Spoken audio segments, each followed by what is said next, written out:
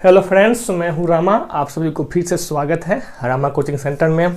उम्मीद करते हैं कि आप सब बहुत अच्छे होइएगा और आप सबका जो स्टडी है हमेशा की भांति अभी भी आपको अच्छे से कर रहे होइएगा। और साथ में एग्ज़ाम हमेशा कहते हैं कि बहुत ही नज़दीक है, सो आप सब समय को बिल्कुल बर्बाद मत कीजिएगा और अच्छे से पढ़ते रहिएगा। और आपके लिए जो आज हम सेशन लेकर आए हैं एकदम ज़ोरदार है। यानी कहने का मतलब ये हुआ कि ऑल मैथ में हम जो इम्पोर्टेंट हैं, जिससे आपका थ्योरी और कॉन्सेप्ट, यानी हम ये कह दें कि आपके पूरे मैथ का रिवाइजिंग हो जाएगा। रिवाइज करने के लिए सबसे बेस्ट है। इसमें हम ना लॉन्ग लिए हैं ना एकदम शॉर्ट लिए हैं, माने कि वैसा सवाल लिए हैं जो आपको बढ़िया से समझ में आ सके। और साथ में आज जो भी सवाल होगा एकदम कॉन्सेप्चुअल होगा, जिसमें पूरा एकदम कॉन्सेप्ट मेथड सब कुछ उसमें है। सो आप सब इस सेशन को बिल्कुल मिस मत कीजिएगा। अभी एग्जाम का समय है। इसमें अगर सारे मैथ का लेते तो इसमें हम सोचे हैं कि 2 पार्ट बना दें। अब इसमें आधा हम लिए हैं, फिर जो नेक्स्ट वीडियो आएगा उसमें हम आधा लिए हैं, क्योंकि रोज़ रोज़ आपको हम एक टॉपिक करवाते हैं तो समय भी बहुत लगता है और आप सबका समय भी लेस होता है। इसलिए सोचे हैं कि क्यों ना सारा क्वेश्चन को एकदम पूरा कंबाइंड करके जो मेरे लिए आपके लिए जो सबसे बेहतरीन होगा, मेरे लिए तो सब बेहतरीन है, आपके लिए जो सबसे बेहतरीन होगा वो सवाल हम आपके लिए लेके आज आए हैं। और उम्मीद करते हैं कि ये सेशन आपके लिए बहुत ही फायदेमंद साबित होने वाला है। सो आप सब इस सेशन को मत मिस कीजिएगा। और साथ में आपके लिए हम इतना मेहनत करते हैं तो लाइक, सब्सक्राइब और शेयर किया कीजिए। जितना शेयर कीजिएगा, जितना सब्सक्राइब कीजिएगा, मेरा मोटिवेशन उतना ही बढ़ेगा। और अब आपके लिए हम और भी ऊर्जा के साथ, एनर्जी के साथ आपके लिए हम वीडियो लाते रहेंगे और आपको हम पढ़ाते रहेंगे। सो आप सब एकदम अच्छे से रेडी हो जाइए। और आपके लिए हम जो क्वेश्चन करवाने वाले हैं, बस ध्यान से सिर्फ बोर्ड की ओर देखिए, आखिर हम कहना क्या चाह रहे हैं। अभी आपको कॉपी में लिखने की ज़रूरी है। मेरे समझाने के बाद हमको लगता है कि आपको लिखने की ज़रूरी नहीं पड़ेगा। पूरा आपका जो भी होगा पूरा आपका स्कीमा में फिट हो जाएगा, मतलब कि माइंड में पूरा क्या हो जाएगा, आपका सेट हो जाएगा। सो आप सब ध्यान दे के पढ़िए। इसमें पहला सवाल कह रहा है कि यदि अल्फा बीटा द्विघात बहुपद f(x) क्या दिया है, देखिए। इसमें पहला सवाल है, एक द्विघात बहुपद दिया हुआ है f(x). f(x) का मान दिया हुआ है x² माइनस 5x प्लस 7 दिया हुआ है। ये द्विघात बहुपद है, ठीक है।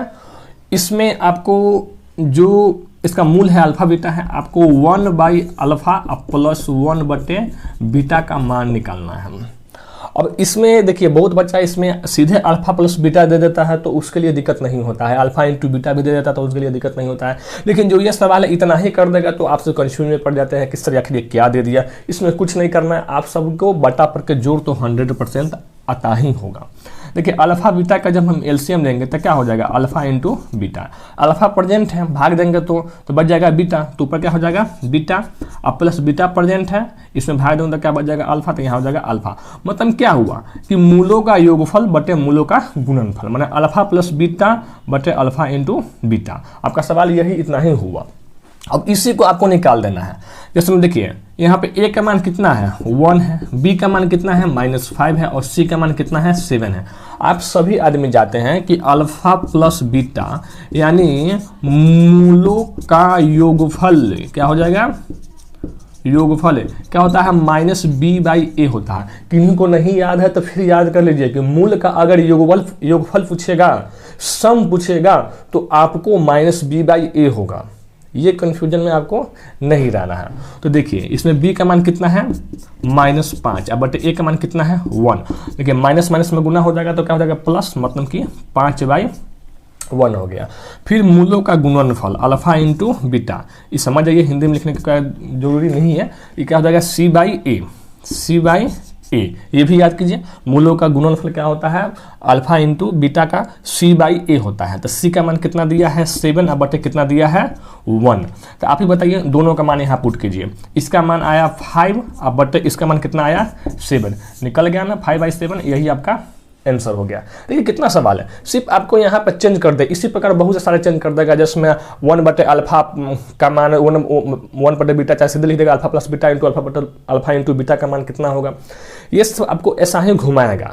इसके लिए हम एक और एग्जाम्पल भी लिए हैं अगले का सवाल में, जैसे हम बताते हैं। ये सब आपको समझ में आ रहा होगा। और साथ में जो मेरा सेशन होता है वो आपको हम बता दें कि रटवाते नहीं हैं, आपको हम पूरा थ्योरी के साथ आपको हम रिवाइज भी करवा रहे हैं, तो आपको इतना ध्यान में देना है। दूसरा सवाल, हाँ इससे पहला जो वीडियो था, एक वीडियो में मैथ में थोड़ा आप सब भी ध्यान नहीं देते हैं, ऑनलाइन क्लास है हम भी नहीं ध्यान दिए थे कि 6/15 था, तो ये प्रमेय है कि अप्रमेय, शांत है कि अशांत, तो हम बता दिए थे कि अशांत है, इसको गुना करके सीधे डायरेक्ट 3 × 5 कर दिए थे। नहीं, ये शांत होगा। क्या होगा? शांत होगा। क्यों शांत होगा? क्योंकि देखिए 3 से काटेंगे तो 3 दूनी या 3 5, अंत में कितना आ गया? 5 आ गया ना। तो बताए थे कि जिसका अंत मैंने हर में 2 और 5 हो वो शांत होता है। तो थोड़ी मोड़ी मिस्टेक हो जाता है, तो इतना आपको ध्यान में नहीं लेनी है। देखिए दूसरा सवाल में कह रहा है कि द्विघात बहुपद x² - 3 के शून्यक होंगे। क्या हो जाएगा? x² - 3 के शून्य का आपसे पूछा है, वही अल्फा और बीटा का मान पूछा। शून्य का मतलब क्या हुआ? मूल पूछे, शून्य पूछे, दोनों एक ही है, इसमें घबराना नहीं है कभी शून्य पूछ देगा। शून्य का मतलब ये होता है मूल, देखिए शून्य का मतलब ये होता है कि इस नामे से क्या है? शून्यक, मतलब कोई शून्य आ जाए। इसमें अगर आप उसका मान रखेंगे, अल्फा का मान रखेंगे तो यो 0 आएगा, बीटा का मान रखेंगे तो यो 0 आएगा। तो इसका शून्य का निकालना है, तो ध्यान से देखिए। तो x² क्या हो जाएगा? यहाँ पर -3 है तो इधर क्या हो जाएगा? +3 हो जाएगा। और जब ये हम x जानते हैं कि स्क्वायर हटाते हैं तो क्या होता है? ये रूट में आ जाता है। लेकिन रूट में तो आ गया, अभी हम यहाँ पर प्लस माइनस नहीं लगाएंगे, लेकिन यहाँ पर अगर हम जो चीज ऑप्शन देंगे तो ये प्लस और माइनस दोनों में इसका √3 का मान आएगा। क्यों? क्योंकि देखिए ये जो अलग मान निकलेगा यहाँ पर, तो ये प्लस में भी होगा और माइनस में होगा। सारे दोनों कैसे होगा बताते हैं हम। जैसे में देखिए -√3 में अगर हम -√3 से गुना करेंगे तो देखिए माइनस माइनस यहाँ पे कट जा रहा है कि नहीं? कट रहा है, तो कितना आ रहा है? 3 आ रहा है ना। इसलिए हम माइनस और प्लस दोनों का लेते हैं, ठीक है। चलिए, तो इसका ऑप्शन जैसे में यही ऑप्शन में आपको दिया रहेगा, जैसे में ए ऑप्शन में दिया रहेगा सीधे √3 हो गया, -√3 दिया रहेगा। ऐसा ही प्लस माइनस में, तो आपको ऑप्शन में क्या कर देना है? ऐसे आपको टिक कर देना है, ठीक है। चलिए अगला सवाल पर हम लेते हैं। ऑप्शन हम नहीं लिख रहे हैं, आपको जो भी जैसे में हम जो सवाल बता रहे हैं उसके नीचे आपका ऑप्शन अपने आप दिख जाएगा। तो इसके लिए आप सब मत घबराइए, समय बचाना है इसलिए हम थोड़ा तेज़ी से चल रहे हैं, वरना 10वें सवाल में बहुत सारा समय हो जाता है। चलिए तीसरा सवाल है, और साथ में लाइक सब्सक्राइब एंड शेयर करते रहिए। कह रहा है कि निम्नलिखित में कौन समीकरण x+2 × 3x - 1 = 0 का हल समुच्चय है? देखिए दिया है x+2, यहाँ दिया है 3x - 1 = 0। ऑप्शन में आपको दे दिया है, ए में दे दिया है 1/3, बी में दे दिया है -2 और 1/3, सी में दे दिया है -2 और डी में दे दिया है 2 और 1/3। अब इसमें बताना है कि इस समीकरण का कौन = 0 का हल समुच्चय है, माने इसका मान रखेंगे तो 0 हो जाएगा। तो बहुत ऐसा स्टूडेंट क्या होगा, दोनों में गुना करेगा, फिर क्या मान निकालेगा, फिर समय मान रखेगा। इतना करने की जरूरी नहीं है, द्विघात समीकरण को बनाने की जरूरी नहीं। इस प्रकार का कोई भी सवाल आए आप सीधे ऑप्शन को पुट करेंगे। देखिए 1/, यहाँ पे 3 पुट करेंगे तो आपको लगता है कि 1/3 3 से कटेगा, 1 में से 1 गया 0। लेकिन यहाँ पर 1/3, देखिए 1/3 अगर हम x का मान पुट करते हैं, ध्यान लीजिए, अगर एकाएक आप ले लीजिए, ये दोनों में मान भी पुट कर सकते हैं। ऐसे भी देखिए यहाँ पे 1/3 लिए तो ये वाला मान का अकेले, यहाँ पर द्विघात समीकरण है, यहाँ पर 2 मान आपको निकलेगा, क्योंकि x में गुना होगा तो क्या होता है? हमेशा x² होगा। तो ये ऑप्शन और ये ऑप्शन तो अपने आप कट गया, बच गया ये में और आपको ये में। अब यहाँ पर देखिए -2 का मान रखिए, तो x प्लस है, ये 2 है, कट गया तो 0 ऐसा ही हो गया। लेकिन इस प्रकार भी निकाल लीजिए कि x+2 = 2, तो x कितना हो जाएगा? -2, पढ़ा निकल गया। यहाँ दिया है 3x - 1 = 0, तो 3x = कितना हो जाएगा? 1, तो x कितना हो जाएगा? 1/3। तो कितना आपका निकल गया? -2 और 1/3। ये ऑप्शन किस में मिल रहा है? आपको बी में मिल रहा है, तो आपको बी में क्या कर देना है? बता देना है। बस इस सवाल को आपको इतना ही करना था, हल समुच्चय निकालना था, तो आपका आंसर क्या हो जाएगा? बी हो जाएगा। चलिए हम अगला सवाल लेते हैं। कभी कभार क्या होता है ना कि बताते समय भी आदमी मेथड के चक्कर में जिसमें ये समझ में आता है, क्योंकि मेरा मेन मकसद होता है स्टूडेंट को समझ में आना। अब आप सब समझ जाते हैं तो हमको अच्छा फील होता है। फिर अगला सवाल क्या है, चौथा में कह रहा है कि किसी द्विघात समीकरण के विवेचक का मान 0 से बड़ा होने पर दोनों मूल होंगे। देखिए ध्यान दीजिए, विवेचक मतलब क्या हो जाएगा, डी का मान कितना होता है, b² - 4ac, ये विवेचक है। अब कहिएगा सर ये क्या होता है, तो x इक्वल टू आप जानते हैं -b plus minus root under D बट्टे क्या हो जाएगा 2a, ये फॉर्मूला होता चाहिए, ये भी लिख सकते हैं -b plus minus root under b² - 4ac बट्टे क्या होता है 2a। तो ये जो बिचला इसका कहते हैं, यही को हम विवेचक कहते हैं, डिफरेंस, यही हुआ विवेचक। तो इसी का मान जब यहाँ पे बता रहा है कि इसका मान क्या है, 0 से क्या है, बड़ा है, कुछ भी हो सकता है। तो जब ये 0 से बड़ा हुआ मतलब क्या हो जाएगा, वो वास्तविक होगा। क्या हो जाएगा, वास्तविक होगा। एक बात और, रूट में कोई भी अगर रूट में आता है तो वो मान हमेशा अलग अलग ही होगा। जैसे में कोई भी मान आप ले लीजिए, जैसे में रूट अंडर मान लीजिए आप 3 ले लिए, तो अभी बताया था कि -3 होगा, अब +3 होगा, तो क्या होगा, अलग भी होगा। तो इसमें ऑप्शन में दिया हुआ कि वास्तविक और समान, वास्तविक और भिन्न, अवास्तविक और भिन्न, अवास्तविक और समान। तो दोनों में आपको जो अवास्तविक है वो तो होगा ही नहीं। क्यों, क्योंकि जब ये 0 से बड़ा हो गया मतलब क्या हो जाएगा, वो वास्तविक में आ गया। ठीक है, यहाँ पे कह रहा है कि वास्तविक और भिन्न, ये सही है। क्यों, क्योंकि वास्तविक तो होगा ही होगा, लेकिन साथ में अलग अलग भी होगा। क्योंकि अभी आपको बताए हम कि इसका जो मान होता है हमेशा अलग अलग निकलेगा। रूट का मान 2 ही निकलता है। अब कहिएगा सर जैसे रूट अंडर 4 है तो इसको भी आप +-2 लिख सकते हैं, ऐसा नहीं कि नहीं लिख सकते हैं। कोई भी वर्ड ले लीजिए आप, तो हमेशा अलग अलग होता है। ठीक है, इतना मतलब को ध्यान रखना है। आप स्क्रीन पे आपको दिख गया होगा किस प्रकार, तो आपको उम्मीद है कि ये सब समझ में आ रहा होगा और आगे भी समझ में आता ही रहेगा। बस आप लोग मन लगा कर पढ़ते रहिए और साथ में सब्सक्राइब और शेयर करते रहिए। देखिए अगला कह रहा है कि समीकरण 5वां सवाल आपको कह रहा है कि समीकरण निकाय a1x plus b1y plus c1 = 0 दिया हुआ है, a2x plus b2y plus c2 = 0 दिया हुआ है का अद्वितीय हल होंगे। क्या होगा, अद्वितीय हल होंगे। अब कोई बच्चा को यह भी नहीं पता हो कि अद्वितीय कब कब हल होता है, अनेक हल कब होता है, चाहे कोई हल कब कब किस प्रकार नहीं होगा।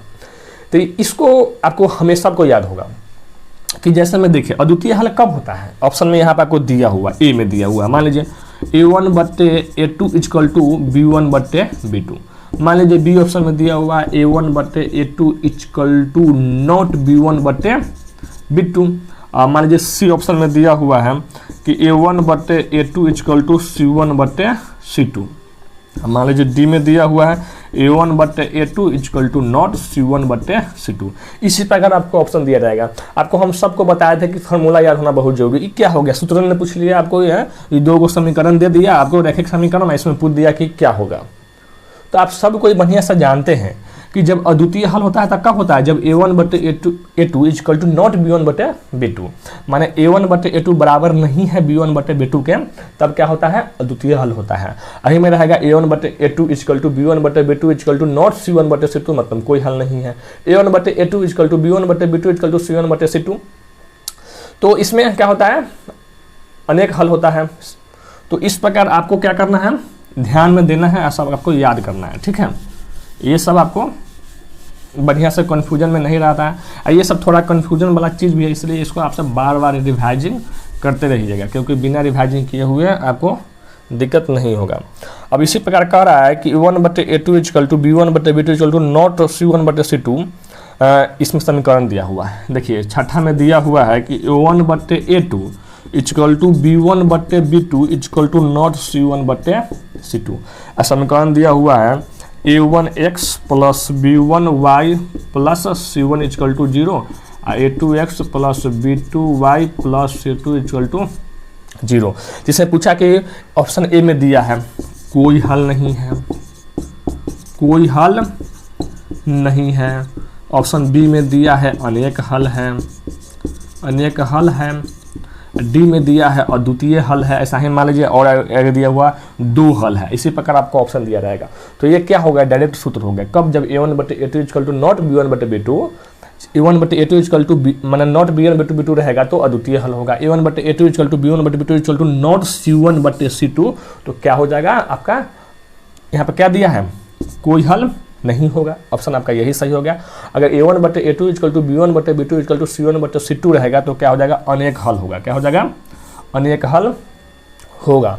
क्यों, क्योंकि इसमें जो रेखा होता है एक दूसरे पर ओवरलैप कर जाता है, एक ये गया और इसी के ऊपर। ये सब आपको हम थ्योरी में बोले ना कि एकदम अच्छे से समझाएंगे, लेकिन अभी आपको समझने की, थ्योरी पढ़ने का टाइम नहीं है। अभी बस आपको हम ये बता रहे हैं कि ये वीडियो देखिएगा आप, तो आपको सिर्फ और सिर्फ रिवाइजिंग सूत्र का हो जाए, फार्मूला का हो जाए। और देखते हैं जो भी सवाल है हम कॉन्सेप्चुअल लेके आए हैं, है ऑब्जेक्टिव टाइप है लेकिन कॉन्सेप्चुअल लेके आए हम।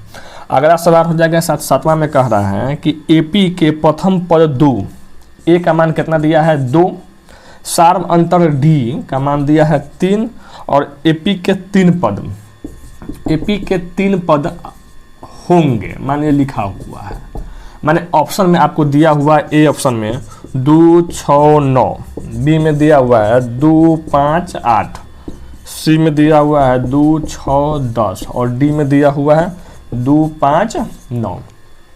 अब इसमें आपको पूछा है कि पहला पद ए और डिफरेंस 3, तो एपी के 3 पद कौन कौन हो सकते हैं। पहली बात तो हमको ये नहीं देना है कि ये पहला पद क्या है, दूसरा पद क्या है, उस सबको ध्यान में, पहले डिफरेंस को खोजिए आप। इसमें डिफरेंस देखिए 6 में से हम जानते हैं कि a2 माइनस a1 होता है, डिफरेंस निकाले। माना कहने का मतलब ये हुआ कि हम अगले का पद से पिछले का पद को घटाते हैं। जैसे मान लीजिए यहाँ पर दिया है कि a होता है तो a प्लस डी हो जाता है, फिर a प्लस 2d हो जाता है, फिर a प्लस 3d हो जाता है। अब ध्यान दीजिए, इसमें से इसको घटाइएगा तो यो d बचेगा, इसमें से इसको घटाइएगा तो यो d बचेगा, इसमें से इसको घटाइएगा तो यो d बचेगा। मतलब क्या है, जो सार्व अंतर है, जो डिफरेंस है, वो क्या है, हम हमेशा समान लेते हैं। क्या लेते हैं, समान। यही एपी का तो मेन मकसद है। मकसद एपी का मतलब क्या हुआ, अर्थमेटिक प्रोग्रेशन, माने कि एक क्रम में चलता है। वो क्या होता है, समान अंतर, समांतर श्रेणी, माने समान अंतर पर चलने वाला श्रेणी। समझ में आ गया होगा। तो इसमें क्या, ए का मान 2 है, तो देखिए जब ये 6 में से आप 2 घटाइएगा तो यहाँ पे 4 हो जाएगा। तो ये तो पहले ही गलती हो गया। ऑप्शन देख लीजिए कितना छटना है। यहाँ पर देखिए 5 में से आप 2 घटाए तो 3 हुआ, 8 में से 5 घटाए तो कितना हो जाएगा, 3 हुआ। ये हम सही कर सकते हैं क्योंकि डी क्या है, 3 है। आगे भी चेक कर लीजिए, फिर देखिए 4 हो जाएगा, फिर 5 में से 2 घटाया तो 3 हो जाएगा, लेकिन 9 में से 5 घटाया तो क्या हो जाएगा, 4 हो जाएगा। इस सब में समान अंतर समान नहीं है, लेकिन यहाँ पे अंतर है, लेकिन डिफरेंस यहाँ पे पहले ही आपको दे दिया है कि क्या है, यहाँ पे डिफरेंस 3 दिया हुआ है। तो आपको इस डिफरेंस को 3 में आपको हमेशा 3 वाला लेना है। तो ऑप्शन इस प्रकार आप छाटेंगे, ठीक है। अब अगले का सवाल क्या है, 8 नंबर शायद सवाल है। नंबर पर हमको उतना ध्यान नहीं है, लेकिन उम्मीद है कि आप सबको समझ में तो आ रहा होगा, इतना तो है 100%। चलिए अगले का सवाल शायद 8 नंबर है। इसमें देखिए कह रहा है कि एपी के 15 पदों का योग क्या है, जिसके प्रथम पद और अंतिम पद क्रमशः 5 और 75 है। देखिए 15 पदों का योग पूछा है। क्या पूछा है, योग मतलब सम पूछा है, जिसमें कह रहा है कि पहला पद 5 है और अंतिम पद कितना है, 75 है। अब कोई स्टूडेंट को मान लीजिए ये सूत्र, देखिए डायरेक्ट सूत्र पढ़ दिया कि नहीं, कोई भी फॉर्मूला है कि sum Sn equal to n/2 into a plus tn होता है, 2n नहीं होता है। तो यहाँ क्या हो जाएगा, उस कभी कभार होता है माइंड मिस्टेक हो जाता है, 2 इंटू 5 प्लस क्या हो जाएगा 75, तो 15/2 इंटू 80, दूसरा काटने के चाहिए 15 चौका 60, कितना हो जाएगा 6 से आपका आंसर हो जाएगा। यही आपको सवाल ऐसा ही बनाना है। वो कभी कभार होता है माइंड से 2a वाला वो बैठ गया था, जो ना होता है वो formula n/2 into 2a plus n-1 into D. तो ये जो था, अब इसी को देखिए तोड़ दीजिए, 2a है, n/2 तो रहबे करेगा, 2a है यहाँ पे, तो a प्लस a तो लिख सकते हैं प्लस n-1 इंटू डी। देखिए अब इसका मान कितना होता है, Tn होता है। तो इसी फार्मूला को आपको वहाँ पर शॉर्ट में कर दिया है, बाकी कुछ नहीं किया हुआ है। देखिए कोई भी फार्मूले से निर्माण होता है, उसमें ऐसा नहीं कि कोई अधिक दिमाग लगा देता है चाहे कुछ कर देता है। वो सब अपना होता है ना कि स्टूडेंट को अपना क्षमता पर डिपेंड करता है कि किस प्रकार आप बनाएंगे, ठीक है। तो कभी कभार होता है कि लिखने समय हुलबुली के कारण कभी कभार ये भी होता है, क्योंकि पता नहीं एग्जाम आप सबका है और हुलबुली हमको लगा हुआ है। हम चाहते हैं कि आपको अधिक से अधिक क्वेश्चन करवा दे ताकि आपके एग्जाम में फ़ायदा हो जाए, इसलिए हम थोड़ा हुलबुला जाता है। लेकिन इतना है कि जब थ्योरी करवाएंगे तो एकदम हंसाते हुए, खिलाते हुए और मस्ती से कराएंगे, क्योंकि मेरे पास अथाह समय रहेगा, आपको पढ़ने के लिए भी अथाह समय रहेगा। अब देखिए 9वां क्वेश्चन है, इसमें कह रहा है कि एल और एम समांतर है। देखिए ऐसे 2 रेखा दे दिया हुआ है। साथ में बहुत बच्चा को तो ज्योमेट्री से बहुत डर लगता है, लेकिन आपको उम्मीद दिलाते हैं कि जब हमसे पढ़ लीजिएगा तो आपको ज्योमेट्री एकदम हलवा हो जाएगा। और इसका मान दिया है 2d + 20 है और m दिया है। ऑप्शन में दिया है a = 22 degree, b = 30 degree, c = 45 degree और d = 80 डिग्री। इसमें आपका d का मान पूछा है कि कितना होगा, और l और m हमेशा क्या दिया है, समांतर दिया है। ये ऑप्शन आपको दिया हुआ। तो आप जानते हैं कि दोनों आपस में क्या होता है, शीर्षाभिमुख कोण, अपोजिट कोण भी कर सकते हैं। इसमें आप ध्यान दीजिएगा कि ये कोण रहे चाहे ये कोण रहे, इन दोनों का योग हमेशा 180 डिग्री होगा। ये कोण रहे चाहे ये कोण रहे, इसका योग हमेशा क्या हो जाएगा, 180 होगा। ये कोण रहे चाहे ये कोण रहे, हमेशा 180 होगा। ये आपको समझना है किस प्रकार होता है, एकांतर से होता है कि शीर्षाभिमुख होता है, तो ये सब आपको सम्मुख कोण, ठीक है। तो इस सब आपको हम बताएंगे। जैसे में ई इसके एकांतर हो गया, ई क्या हो गया, इसके सम्मुख हो गया। तो ये सब आपको हम थ्योरी में बस इतना आपको माइंड में बैठा लेना है कि इस प्रकार फोटो रहेगा तो हमेशा जो अंदर वाला दोनों होगा उसका योग हमेशा 180 होगा। चतुर्भुज दे दिया रहेगा मान लीजिए, तो इसका तो ये और ये हमेशा 180 होगा। इतना बात आप ध्यान में रखिएगा, ठीक है। इतना लेके आपको चलना है, ठीक है। चाहे ये एंगल रहे चाहे ये एंगल रहे, अपोजिट एंगल, ये दोनों एंगल इस प्रकार हमेशा चलता है। तो यहाँ पर देखिए ध्यान दीजिए, इन दोनों को जोड़ेंगे तो 3 2 क्या हो जाएगा, 5d + 5 2 70 बराबर कितना हो जाएगा, 180 डिग्री। और 5d = कितना होगा, इसमें से घटाएंगे तो कितना हो जाएगा, 110 डिग्री। तो d = कितना हो जाएगा, 110/5 मतलब क्या हो जाएगा, 22 डिग्री आपका आंसर हो जाएगा। आपका ऑप्शन ए नंबर सही हो गया, यही आपको समझना था। तो ये ज्योमेट्री का सवाल है, इसमें आपको घबराना नहीं है, ठीक है। और अधिक डिटेल जाने का मन करता है, लेकिन आपका जो वीडियो का टाइमिंग है ना, बहुत बच्चा सब वीडियो का टाइमिंग देख के ही भाग जाता है कि 1 घंटा कौन जाएगा पढ़ने, 1.5 घंटा कौन जाएगा पढ़ने। इसलिए क्या कीजिएगा, आप सबको मद्देनजर रखते हुए भी हम शॉर्ट वीडियो बना रहे हैं। जब समय आएगा तो आपके लिए हम 1 घंटा का वीडियो हम बनाएंगे। कह रहा है कि 2 समरूप त्रिभुज का क्षेत्रफल का अनुपात 16 और 81 है, तो इससे भुजाओं का अनुपात होगा। ऑप्शन ए में दिया हुआ है 2:3, बी में दिया है 3:6 और सी में दिया है 4:9 और डी में दिया है 7:9। और देखिए आप ही बताइए, 2 त्रिभुज दिया हुआ, मान लीजिए त्रिभुज ए बी सी अब बटे त्रिभुज पी क्यू आर, इसका क्षेत्रफल का अनुपात कितना दिया है, 16/81। तो आप जानते हैं कि कभी भी जो 2 समरूप त्रिभुज होता है तो उसका जो क्षेत्रफल होता है उनके भुजा के स्क्वायर के बराबर होता है। तो भुजा के स्क्वायर होगा, जब ये भुजा का हम स्क्वायर हटाएंगे तो ये अपने आप क्या आ जाएगा, रूट में आ जाएगा, क्या हो जाएगा, 16/81। अब कहिएगा सर तो ये हम वीडियो पहले बना कर डाले हुए किस प्रकार होता है वो आपको समझाएंगे, समझाए हुए हैं, आप समझ सकते हैं हम। तो इसका मान निकालेंगे तो 4 हो जाएगा, इसका मान क्या हो जाएगा, 9 हो जाएगा। तो 4 9 कौन दिया है, देखिए यहाँ सी नंबर में दिया हुआ, तो आपका ऑप्शन नंबर सी सही हो जाएगा। तो आपका उम्मीद होगा कि आपको ये सेशन बहुत ही पसंद आया होगा, और साथ में अभी हुलबुली है, और साथ में ये भी आपको बता दें कि मेरा भी यूट्यूब पर क्लास नया है। तो जिस प्रकार आप हमसे सीखते हैं उस प्रकार हम भी आपसे सीखते हैं। ऑफलाइन बहुत सारे दिन क्लास करवाए हुए हैं, लेकिन ऑनलाइन तो मेरा नया ही है। तो कभी कभार कोई मिस्टेक हो जाता है, कभी कभार लिखने में चाहे कोई चीज़ में, तो आप सब इस पर ध्यान दीजिएगा और कमेंट करके बता सकते हैं कि सर आप यहाँ पे कुछ गलती कर ली। ये नहीं कि सिर्फ खाली आपको देखते रहना है वीडियो, बस वीडियो देखते नहीं रहना है।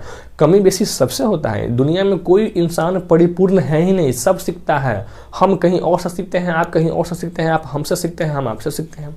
आपस में ये लिंक्ड है, आपस में जुड़ा हुआ है। क्योंकि अगर एक दूसरा इंसान अगर आपस में जुड़ा नहीं रहेगा तो ये दुनिया चलेगा ही नहीं।